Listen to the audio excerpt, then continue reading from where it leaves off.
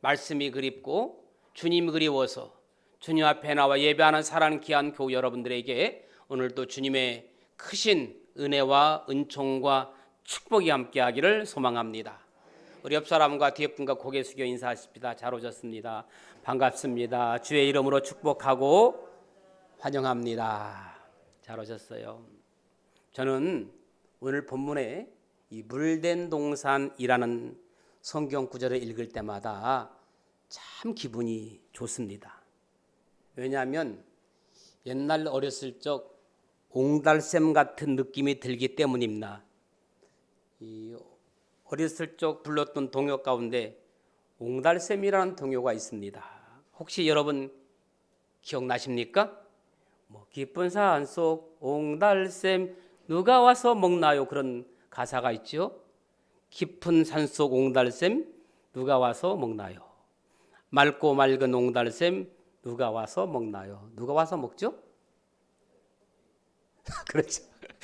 새벽에 토끼가 눈 비비고 일어나 세수하러 갔다가 물만 먹고 가지요. 달밤에 노루가 숨바꼭질 하다가 목마르면 달려와 얼른 먹고 가지요. 그런 동요가 떠오릅니다.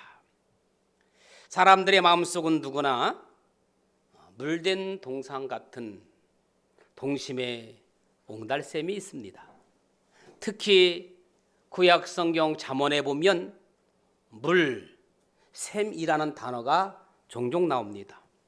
여기서 동산은 창세기에서 나오는 에덴 동산의 별칭으로 영적인 회복의 상징이며 지금 교회 강단에서 선포되는 메시지를 의미합니다.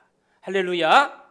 에스겔 47장에 보면 성전 문지방에서 솟아나기 시작한 불이 어떻게 점점점 불어나 발목이 잠기고 무릎이 오르고 또 계속 흘러서 허리에 오르고 나중에는 건너지 못할 정도의 강이 되는 장면이 나오죠. 그런데 그 강물이 흘러 넘쳐서 죽음의 바다로 들어가니까 어떻게 됩니까? 죽음 바다가 소생해지고, 아멘. 물고기 떼가 다시 몰려들고, 아멘. 강 좌우에는 그야말로 달마다 철마다 새로운 열매들이 주렁주렁 맺히는, 아멘. 그런 영적인 축복이 임하게 되는 것을 우리가 에스겔 47장을 통해서 알 수가 있습니다. 자, 성전 문지방에서 물이 솟아났다는 의미가 무엇입니까? 지금으로 말하면 강단에서부터 생명이 살아나는 역사가 시작되었다는 말입니다. 그렇습니다. 지금 이 시간에도 강단에서 선포된 생명의 말씀이 여러분의 삶의 현장으로 흘러가게 되면 생명적 역동이 일어납니다. 아멘. 끊임없이 생명이 살아납니다. 창세기 2장 10절에 보면 강이 에덴에서부터 흘러나와 동산을 적시고 거기서부터 갈라져서 내 근원이 되었으니라는 기록이 있습니다. 또 계시록 22장 1절 2절에 보면 또 저가 수정같이 맑은 생명수의 강을 내게 보이니 하나님과 및 어린 양의 보좌로부터 나서 길 가운데로 흐르더라고 말씀하고 있습니다. 그러니까 성경은 창세기 물로부터 시작하고 마지막에는 물로 마쳤다는 것을 알 수가 있습니다. 자, 여러분 옛날 옹달샘을 찾아가 본 분들이 계실 겁니다. 여러분들 옹달샘을 찾아가 보신 분들은 아시겠지만 옹달샘에는요 두 가지 특성이 있어요. 하나는 땅속에서 끊임없이 물이 솟아 올라온다는 거예요. 그렇죠? 아무리 짐승들이 찾아와 마셔도 마르지 않고 물이 부족해지는가 싶으면 다시 솟아오르고, 또 한 가지는 물이 고여있지 않고 어디론가 계속해서 흘러간다는 겁니다. 항상 그만큼만 있어요. 그 나머지는 흘러보냅니다. 자, 옹달샘은 자기 울타리 안에 물을 가두지 않습니다. 자신의 지경을 확장하거나 더 높이 쌓아서 더 많은 물을 품으려 하지도 않습니다. 자신의 그릇이 다 차면 여지없이 흘러보냅니다. 바로 이와 같은 안에서의 솟아오름과 어디론가에 흘려보냄이 없다면 물된 동산 옹달샘이 될 수가 없다는 거예요. 예수님께서는 당신을 가리켜 믿는 자들의 배에서 생수가 강물처럼 흘러날 것이라고 말씀했습니다. 요한복음 7장 37절 38절 보니까 누구든지 목마르거든 내게 와서 마시라. 나를 믿는 자는 성경의 이름과 같이 그 배에서 생수의 강이 흘러나오리라. 할렐루야. 오늘 이 아침에 예수 그리스도를 통해 여러분의 삶 속에 생수의 강이 흘러넘치기를 예수님의 이름으로 축원합니다. 그러기에 예수님 믿는 여기에 계신 여러분들은 이미 여러분들 마음속에 생수가 끊임없이 솟아오르는 물된 동산 옹달샘인 거예요. 할렐루야. 내가 옹달샘이에요. 내가 물된 동산입니다. 그러면 여러분들의 옹달샘에서 솟아오르는 생수가 어떻게 해야 돼요? 여러분의 목을 축이는 용도로만 사용되는 물이 아니라 여러분의 삶의 구석구석을 적시고 채운 뒤에는 어떻게 세상으로 흘러가 목마른 사람들의 갈증을 해결시켜 주고, 아멘, 그들의 필요를 채워주는 말 그대로 생수가 되어야 한다는 그런 말씀인 줄로 믿습니다. 자, 이렇게 세상으로 흘러간 생수의 능력은 정말 어마어마하게 멋진 말씀이 있어요. 이렇게 세상으로 흘러간 생수의 능력이 오늘 본문 6절에 보니까 부당한 결박을 풀어주며, 아멘, 멍에를 줄을 끌어주며 압제받는 사람을 도와주며 모든 멍에를 꺾어버리는 것으로 나타납니다. 그것으로 끝나는 게 아니라 7절에 보니까 굶주린 사람에게 먹거리를 나누어주고 떠도는 불쌍한 사람을 집에 맞아들이고 헐벗은 사람에게 옷을 입혀주고 어려움을 당한 권력을 피하며 숨지 않고 도와주는 것으로 나타나고 있어요. 여러분, 옹달샘에서 흘러넘치는 생수는 그것으로 끝나는 것이 아니라 오늘 본문 9절에서 10절에 보니까 여러분이 살고 있는 땅에서 무거운 멍에와 온갖 폭력과 폭언을 없애버리며, 할렐루야, 굶주린 사람에게 정성을 쏟으며, 할렐루야, 불쌍한 자의 소원을 충족시켜주는 신비한 속성을 가르친다고 9절 10절에 말씀하고 있습니다. 그렇습니다. 그리스도인이란 이런 능력을 나타내는 생수가 안에서 자연스럽게 솟아올라 세상으로 흘러나가는 옹달샘 같은 거예요. 자, 여러분, 신자의 정체성이 뭐냐? 오늘 본문 12절에 이렇게 말하지요. 본문 12절은 신자의 정체성입니다. 나의 정체성입니다. 교회의 정체성입니다. 무너진 데를 어떻게? 보수하는 자요. 할렐루야. 길을 수축하여 거할 곳이 되게 하는 자라, 이렇게 본문이 기록되어 있죠. 그렇습니다.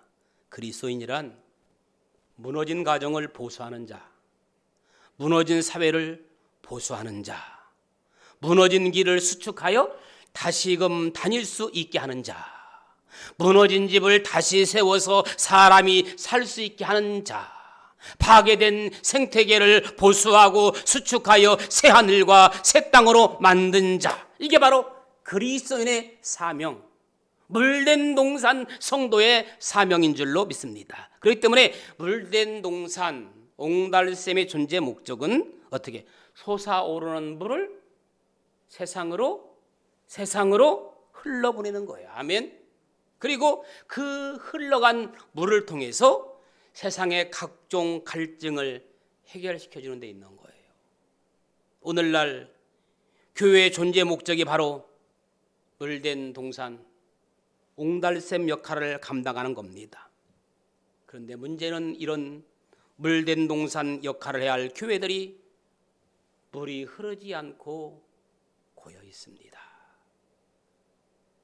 물이 메말라가고 있습니다.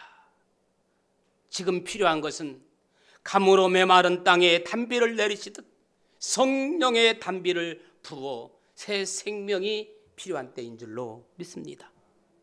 긴 코로나19로 교회가 침체되었고 성도들이 무너져 가고 있습니다.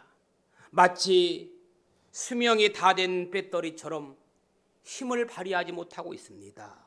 행여 여러분, 우리 교회가 수명이 다 된 배터리처럼 힘을 잃었다면 뭐가 급선무입니까? 충전이 급선무입니다. 수명이 다 됐습니까? 충전해야 합니다. 독수리의 수명이 오래 살면 80년을 산다고 합니다. 그런데 독수리가 40살 정도 되면 부리가 구부러지고 발톱이 다 닳고 날개도 너무너무 많이 사용해서 무거워서 날기도 힘든 볼품없는 새가 된다고 합니다. 이때 독수리는 본능적으로 이 40에서 끝날 것인가, 죽음의 길로 갈 것인가, 아니면 아프고 고통스럽지만 새 삶의 여정으로 나아갈 것인가를 놓고 고뇌를 하다 결국 어느 한쪽을 선택한다고 합니다. 이대로 죽을 것인가, 새로 태어날 것인가. 만일 독수리가 새 삶을 향한 40년 결단을 한다면 그 순간 힘들고 고통스러운 자기와의 싸움을 위해 높은 바위산으로 날아가 거기에서 둥지를 틀고 150일간을 스스로 자신과의 싸움을 한답니다.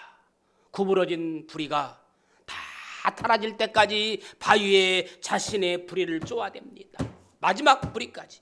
그러면 다 낡아진 부리 자리에서 매끈하고 튼튼한 새로운 부리가 다시 나오는 기간이 50일이 걸린답니다.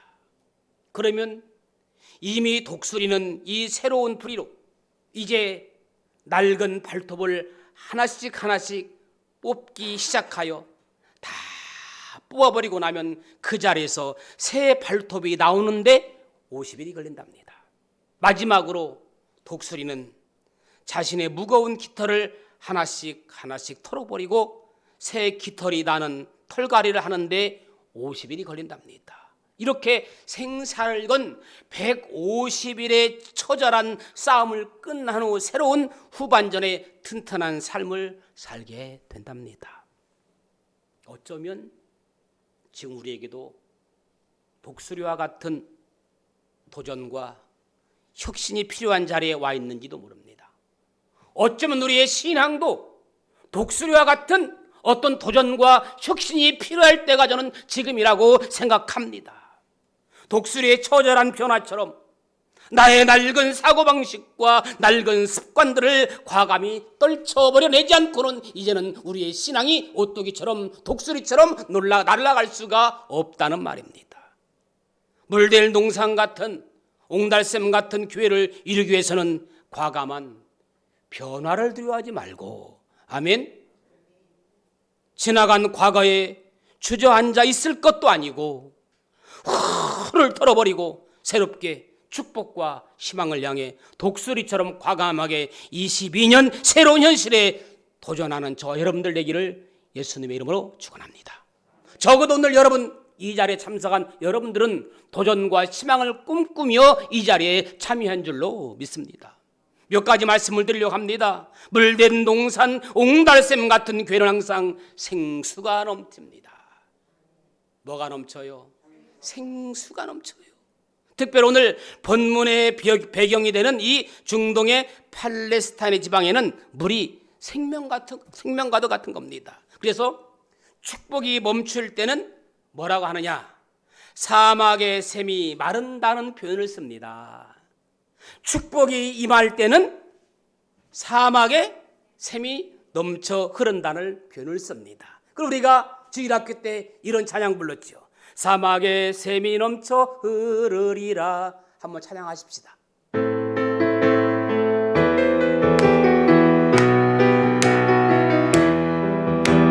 사막에 샘이 넘쳐 흐르리라. 사막에 꽃이 피며 향기 흐르리라.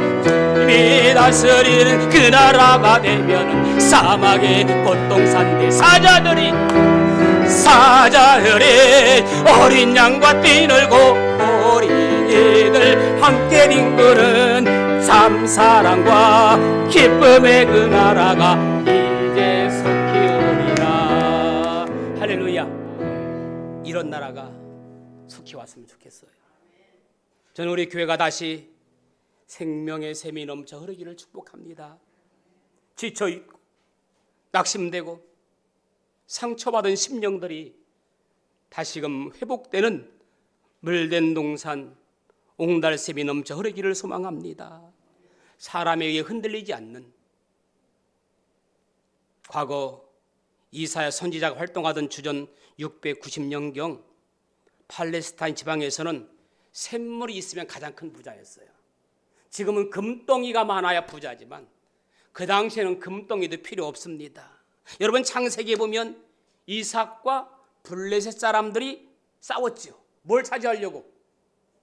우물을 차지하려고 다툴 만큼 물은 그 당시에는 귀한 거였어요. 아무리 양이 많아도 물이 없으면 그 양은 죽는 거예요. 아무리 농사 지을 땅이 많아도 물이 없으면 농사를 지을 수가 없는 거예요. 그런데 하나님께서 이스라엘 백성들에게 생명과 같은 물을 어떻게 하겠다? 주겠다. 할렐루야. 오늘 본문 11절에 보니까 물된 동산 같겠고 물이 어떻게 끊어지지 아니하는 샘 같을 것이라. 할렐루야. 이 말씀 진짜 읽을 때마다 은혜가 되고 기쁨이 되고 힘이 돼야 되는데, 아멘. 따라합시다. 물된 동산 같겠고 물이 끊어지지 아니하는 샘 같을 것이라. 이 말씀은 우리 각자 개인의 심령에 생수가 넘친다는 말씀이고 우리 교회에 생수가 넘친다는 말씀으로 받을 수 있어요. 하나님의 관심은 언제나 내가 물된 동산이 되고 물이 끊어지지 아니하는 옹달샘이 되어서 풍성한 복을 누리는 것이 하나님의 관심사입니다.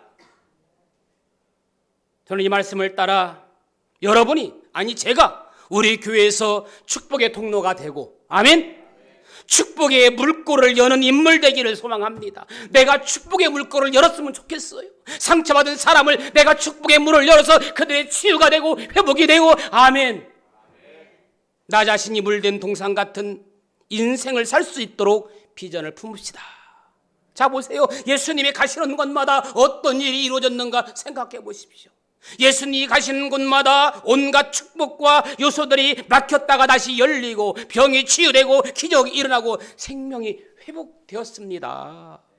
요한복음 4장 13절 14절에 보면 예수께서 대답하여 이르시되 이 물을 마시는 자마다 다시 목마르거니와 내가 주는 물을 마시는 자는 영원히 목마르지 아니하리니 내가 주는 물은 그 속에서 영생하도록 솟아나는 무슨 물? 샘물이 되리라. 할렐루야. 두 번째, 물된 동산 같은 교회는 영혼의 만족함을 줍니다. 한번 따라합시다. 영혼의 만족함.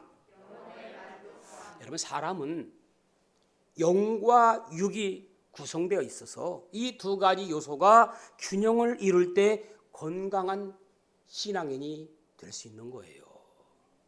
속사람과 겉사람이 조화를 이룰 때 생활이 건강한 생활이고 건강한 신앙이 되는 거예요. 만일 속사람에 해당하는 영혼을 무시하고 육의 생활에만 치중한다면 하나님과의 사이에 영적 리듬이 끊어지고 믿음 생활이 형식적인 신앙으로 전락되는 위기를 맞이할지도 모르는 거예요. 시편 1편 2절 3절에는 오직 여호와 율법을 즐거워하여 그의 율법을 주야로 묵상하는도다. 그는 시냇가에 심은 나무가 철을 따라 열매를 맺으며 그 잎사귀가 마르지 아니함 같으니 그가 하는 모든 일이 다 형통하리로다. 아멘. 여기서 마지막 그가 하는 모든 일, 이게 뭡니까? 바로 이 모든 일이 영과 육의 균형을 이루는 축복을 말하는 거예요. 그것이 바로 형통입니다. 아멘. 영과 육이 조화를 이룰 때 형통한 삶이라고 말할 수 있는 거예요. 그래서 물된 동산 같은 삶이란 육신뿐만 아니라 영적으로 건강하고 하나님의 인도를 받는 삶을 말하는 겁니다. 아멘. 여러분, 하나님의 인도를 받는다는 것이 엄청난 축복인 거예요. 아멘이십니까? 비록 은행에 잔고가 없을지라도, 아니 어쩌면 마이너스가 되었다 할지라도 하나님의 인도를 받는 사람은 걱정할 것이 없다니까. 아멘. 하나님의 인도함 받기를 축복해요. 보세요. 이스라엘 역사를 보십시오. 40년 동안 그들은 단 한 번도 심지도 아니하고 거두지도 아니했습니다. 하지만 그들은 굶어 죽지 않았습니다. 왜 그렇습니까? 하나님의 인도를 받았기 때문에. 그들에게는 번번한 무기도 없었고 잘 훈련된 병사들도 없었습니다. 그렇다고 전략이 훌륭했던 것도 아닙니다. 그럼에도 불구하고 이스라엘 백성들이 40년 동안 그들이 아말렉도 이기고 블레셋도 이기고 결국에는 가나안 7족속을 다 무찌르고 가나안을 정복할 수 있었던 것은 뭡니까? 하나님의 함께하심이 있기 때문인 줄로 믿습니다. 하나님께서는 이스라엘 백성들에게 물된 동산 같은 만족한 삶을 사도록 축복하셨습니다. 저는 여러분들에게도 날마다 물된 동산 같은 옹달샘 같은 하나님의 복이 임하기를 소망합니다.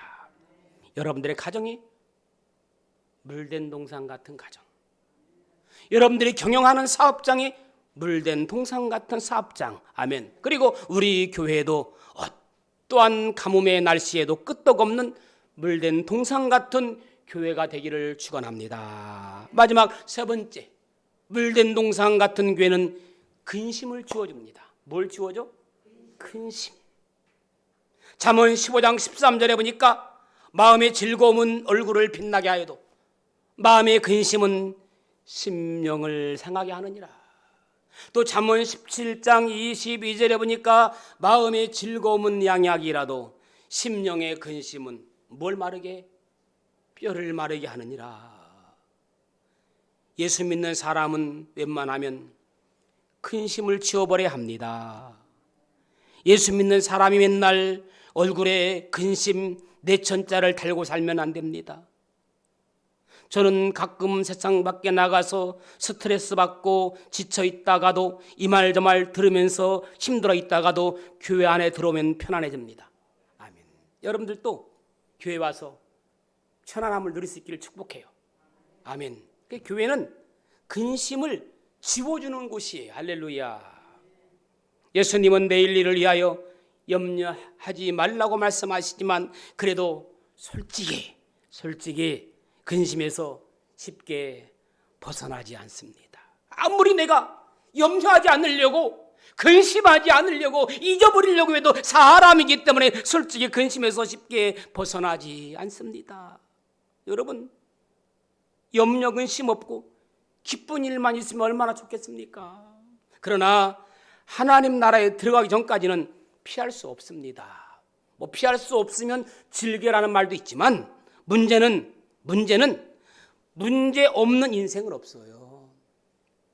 당연히 염려와 근심도 따라옵니다. 이제 저와 여러분은 염려와 근심을 새로운 관점으로 왔으면 좋겠어요. 무슨 관점? 새로운 관점으로 어떻게 볼 것이냐? 일단 문제는 반드시 해결되고 근심도 반드시 지나간다. 할렐루야. 마침표를 찍었으면 좋겠어요.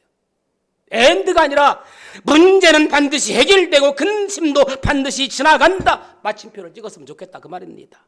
제 말이 맞은지 틀린지 지나온 날들 한번 돌아보십시오. 예전에 근심을 주던 그 문제들 어떤 방식으로든 아무튼 잘 해결되었어요. 정말로 모두가 지나갔어요. 우리가 말하는 것처럼 이 또한 지나가리라 지나갔습니다. 마태복음 6장 27절 너희 중에 누가 걱정한다고 해서 자기 길을 한치라도 더 늘릴 수 있겠느냐.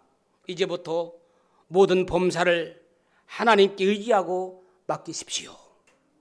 그렇다고 무조건 다 집어 던지라는 이야기는 아닙니다. 맡긴 자체가 어쩌면 이미 엄청난 싸움이, 맡긴다는 것은 이미 영적인 싸움이 시작되었다는 거예요. 왜? 내가 하나님께 맡기는 순간 사단이 가만 놔두지를 않아요. 자꾸 맡겨온 것을 뺏어오게 사단이 자꾸 들쑤세요. 뭔가 열심히 해보려고 하면 사단이 꼭 튼탑니다. 그래서 뭐 해야 돼? 기도해야 돼요. 어떻게 기도해야 돼? 믿고 기도해야 돼요. 할렐루야. 주님은 받은 줄로 믿고 기도하라 말씀하십니다. 의심의 기도는 역사하는 힘이 없다고 말씀하고 있습니다. 오직 기도만이 이 싸움에서 승리할 수 있습니다. 그래서 교회 나오는 거예요. 교회는 나의 피난처요, 울타리요, 물된 동산이요, 옹달샘이라니까. 할렐루야. 마태복음 6장 25절 그러므로 내가 너에게 이르노니 목숨을 위하여 무엇을 먹을까, 무엇을 마실까, 몸을 위하여 무엇을 입을까 염려하지 말라. 목숨이 음식보다 중하지 아니하며 몸이 의복보다 중하지 아니하냐. 많은 사람들이 이 일 때문에 근심하다 이제 근심거리에 포로가 되고 만다니까요. 근심의 포로가 돼요. 나중에는 의식주 문제에 마음을 집착하면 그 심령에 주님이 거할 수 없고 하나님과 올바른 믿음의 관계도 유지할 수 없을 뿐더러 우울증으로 밤잠을 설치게 된다니까요. 사랑하는 성도 여러분, 그렇다고 저는 사업의 문제나 장래 모든 계획들을 무시하거나 무방비 대책으로 가만히 있어도 좋다는 그런 뜻은 아닙니다. 의식주에 대한 세밀한 계획, 장래의 사업, 설계도 심사숙고하여 세우되 인생의 모든 일들은 하나님께 전적으로 믿고 맡기고 의지하라는 겁니다. 아멘. 잠언 16장 20절 삼가 말씀에 주의하는 자는 좋은 것을 얻나니 여호와를 의지하는 자는 복이 있느니라. 할렐루야. 오늘 말씀처럼 여러분의 심령이 물된 동상과 같이 되어서 근심이 제거되기를 바랍니다. 하나님의 은혜로 만족함을 누리시기 바랍니다. 우리의 이웃들도 우리로 인해서 근심이 벗어나고 새 힘을 얻고 함께 기쁨을 누리기를 예수님의 이름으로 축원합니다. 저는 이렇게 마무리하려고 합니다. 이런 사람과 만나라. 이런 사람과 만나라는 걸로 말씀을 마무리하려고 합니다. 이런 사람과 만나라. 내일을 이야기하는 사람과 만나라. 반드시 성공할 것이다. 자라는 식물과 대화하는 사람과 만나라. 사랑이 많은 사람이 될 것이다. 확신에 찬 말을 하는 사람과 만나라. 기준 잡힌 인생을 살 것이다. 부지런히 일하는 사람과 만나라. 풍요롭게 살아갈 것이다. 살아있음에 감사하는 사람과 만나라. 온 주위를 따뜻하게 할 것이다. 아무리 작은 일도 소중히 여기는 사람과 만나라. 가슴 따뜻한 이들이 몰려들 것이다. 생각만 해도 대단하다 싶은 사람과 만나라. 시대를 이끄는 사람이 될 것이다. 침묵을 즐기는 사람과 만나라. 믿음의 사람들을 만나게 될 것이다. 언제나 밝은 웃는 사람과 만나라. 멀리 있는 복이 찾아오게 될 것이다.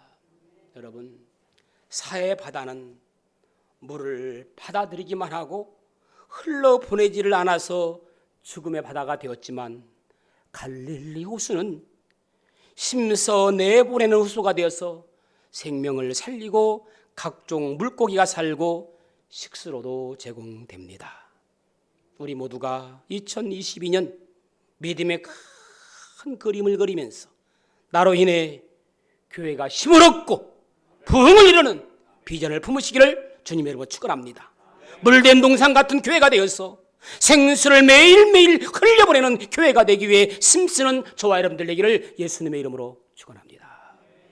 좋으신 아버지 하나님, 내 안에 갈릴리 호수 같은 생명을 살리는 아름다운 은혜가 있게 하여 없어서 매일매일 물된 동산 생수를 흘려보내는 가정 교회가 되게 하옵소서. 예수님의 이름으로 기도합니다. 아멘. 300일